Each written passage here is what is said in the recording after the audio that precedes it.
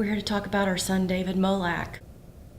From early on, he had a more sensitive side that we noticed. He just had a little more compassion and empathy for others. The cyberbullying started in the fall of his sophomore year. The platforms that they used to bully David was mainly through technology, Instagram, Facebook. After school, some of the other anonymous sites, regular texts, videos. Like most kids, he was attached to his phone, and there were texts coming in or messages coming in constantly, and that went late into the night. It affects everything in their lives. I mean, they stop sleeping. You know, they can have nightmares. They can have anxiety. Their stress level goes way up. They just feel isolated and alone and humiliated. He became withdrawn. He was depressed.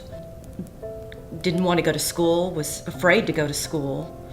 Slept a lot and became angry at me because I couldn't fix the problem.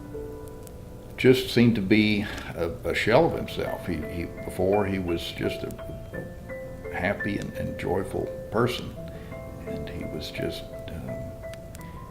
seemed more anxious and reserved, and he just wasn't the same. He felt isolated and alone, and because it had been shared with hundreds of people, he felt like the whole world was against him. Since his death, I have had a lot of those kids come to me and say how sorry they are that they did not stick up for him. They didn't know what to do. If your friend is not coping with it well, it's absolutely critical that you get an adult involved, that you tell an administrator, that you make sure that the individual's parents are involved, because quite quickly these situations get out of hand and no one can cope with those things by themselves.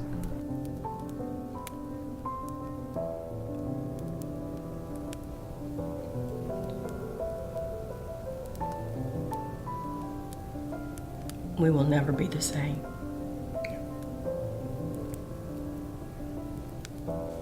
There's got to be some good that comes out of something so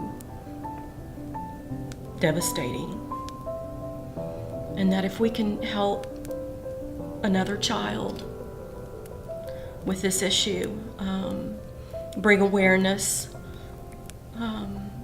pass a law, teach kids that there's a soul behind that screen, and when you say something mean, you don't know what kind of a day or what's going on in that child's life and how much of an impact that it can have on somebody.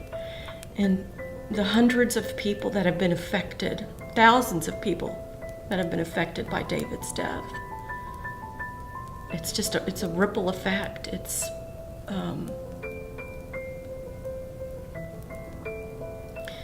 There just has to be some good that comes. We're here to talk about our son, David Molak, who took his life in January of this year.